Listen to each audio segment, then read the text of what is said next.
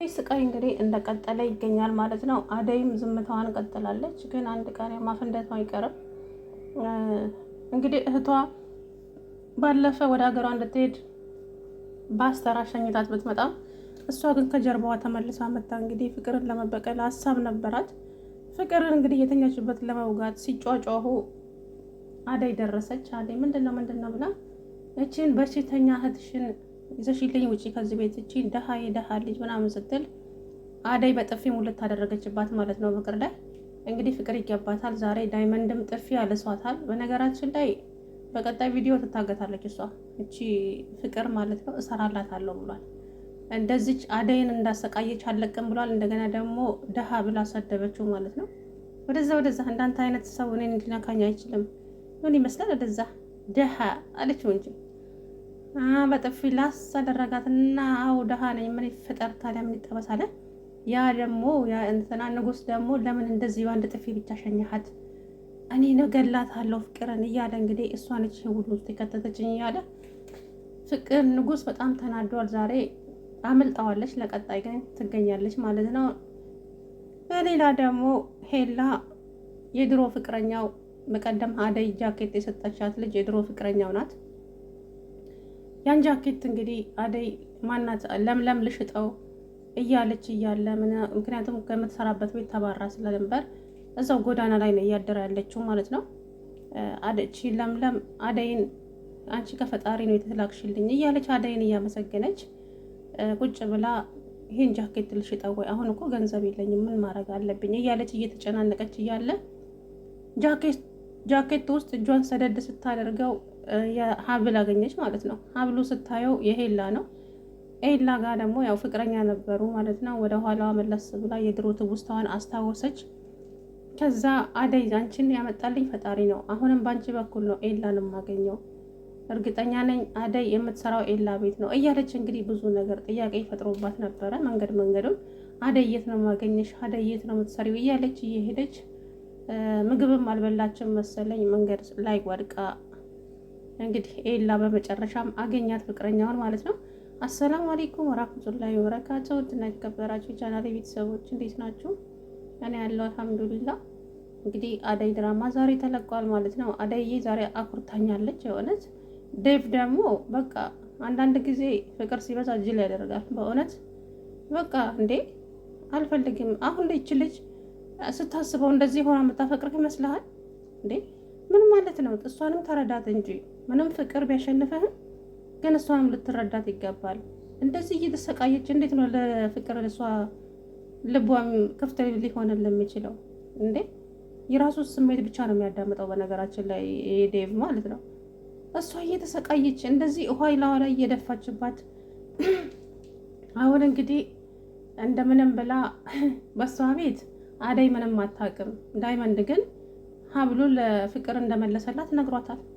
አሁን ምን ታደርጋለች?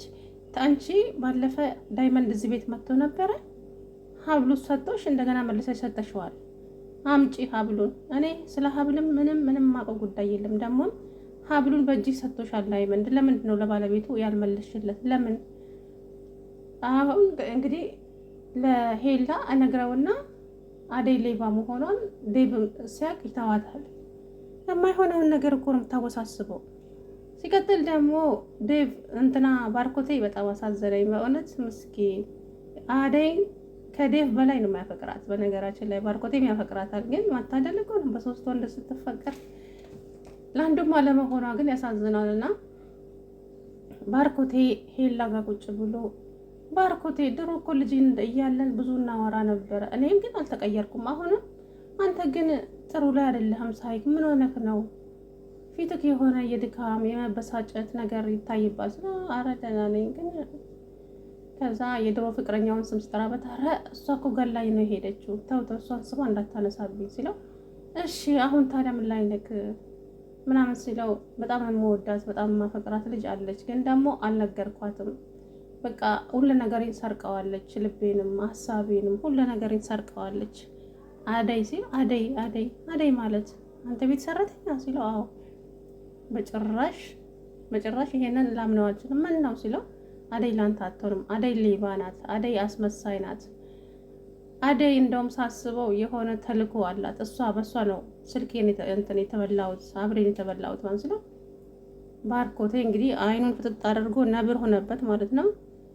እንዴት እንደዚህ ትላለ? አደይ በጣም ስርዓት ያላት ልጅ ናት። እንደዚህ አይነት ቦታ ላይ የምትገኝ ሰው አይደለችም። ግን እንደዚህ ስላልካት በጣም የተናደድኩት በጣም አዝኜብሃለሁ ብሎ እንግዲህ ባርኮቴ እሳት ለብሶ ሄደ ማለት ነው። ሄላም ይቅርታ በቃ እኔ ስሜታዊ ሆኜ ነው አብራው ቆማ ስላየሁ እና ታዲያ አብራ ቆማ ብታይ እሷ ነች እንደ ሌባ ምናምን አለ። ሌባማ የገዛ ህዝቡ መሆኑን አያውቅም። ባርኮቴ እንግዲህ ወደ ቤት ተመለሰ። ዴቭም እንግዲህ አደይ ክላስ ውስጥ ገብቶ ተኝቷል ማለት ነው። አይ ፍቅር ከባድ ነው ግን በነገራችን ላይ እና እንግዲህ ግራ ተጋብቷል ዴቭ። እውነት ለመናገር እንዳይተዋት እንዴት ፍቅሩን ቢገልጽላትም ልትቀበለው አልቻለችም አደይ ማለት ነው። በቃ ተረዳት። እሷ ነው እንዴ ስንት መከራ አለባት መሰለ። ደሃ ሲሰራ እንጂ ሲያፈቅር አያምርበትም ይላል እንትና ይበቃል ቤቶች ድራማ ላይ ያ የተሳሳተ አባባል ነው። ደሃ ማፍቀርም መስራትም ይችላል። ግን ደግሞ እሷ አሁን ላይ ብዙ ጭንቀት አለባት። ስለዚህ ለፍቅር ዝግጁ አይደለችም ማለት ነው። ዳይመንድም ነግሯቸዋል እኮ እና እንግዲህ እቺ ሊዲያ ደግሞ ፍቅርን ሙልጭ አድርጋ እየሰደበቻት ነው ማለት ነው። እንዳንቺ እኮ አስመሳይ ሰው የለም። እንደው አንቺም ከዛ ከወንድሜ ላይ ወረድ ብትይ እንደው ምን አለ አንቺም አደይም ከዚህ ቤት ውልቅ ብላችሁ ብትወጡልኝ እንደው ተገላገልኳቸው እያለች እንግዲህ ፍቅር ላይ ሞድ እየያዘችበት ትገኛለች ማለት ነው። እንግዲህ ሰበር ሰካ እያለች ዳይመንድ ጋር ሄደች። መጀመሪያውኑ ከርቀት እንዳያት ንጉሱ እሳት ነው የሆነው። መጣች እገላታለሁ ሲል እገላታለሁ ዛሬ እዚሁ ነው ማስቀራት እዚሁ ጋር ቆፍሬ ማስቀረት እያለ ንጉስ በጣም ተናዶ እየነበር ዳይመንድ አረጋጋው ማለት ነው። እገላታለሁ ልቀቀኝ እዚህ ሁሉ ጦስ ውስጥ ያስገባችኝ እሷ ነች እያለ ንጉስ እንግዲህ ፍቅርን ለመምታት ዝግጁ እያለ እንደው ሰበር ሰካ እያለች መጣች። ከዛም መጣሽ አሁን እያሰብኩሽ መጣሽ ለምን ሲባል አለችው። በቃ ከዛ ሊነካት ወደዛስ እንዴ እንዳንተ አይነቱ ሰው ነኝ ሊነካኝ አይችልም ደሃ መጀመሪያ ራስህ ነኝ አለችው። አሁን አብሉ የት ነው ያለው? የምን አባሻ ብላላት እና በጠፊ ላስ ሲያደርግባት የእውነት ነው የምላችሁ እንዴት ደስ እንዳለኝ አትጠይቁኝ። እንደው ድገማት ነው ያልኩት። ከዛም እንግዲህ እንደገና ጉሮሯን አንቆ ሊጨምርላት ሲል ደሃ ነኝ ምን ይፈጠርልሽ ሲል እንግዲህ አመልጣ እያለከለከች ወደ ቤት ተመለሰች ማለት ነው። ከዛም ሄላና ሊዲያም ወደ ቤት እየሄዱ እያለ ሄላዬ የድሮ ፍቅረኛው አጥር ስር ተኝታ ሊዲያ አየቻት። ሊዲያ እንኳን አየችው ጃኬቱን ነበረ እንዴ የጃኬት ብላ ልጅቷን ልትቀሰቅስ ስትል አደይ ስትል ደግሞ አደይ እንዴት ነው የምታውቂያት? አንቺም ደግሞ ሌላኛው እህቷ ተወኝ እንዴ እያለች እንትን አለች ማለት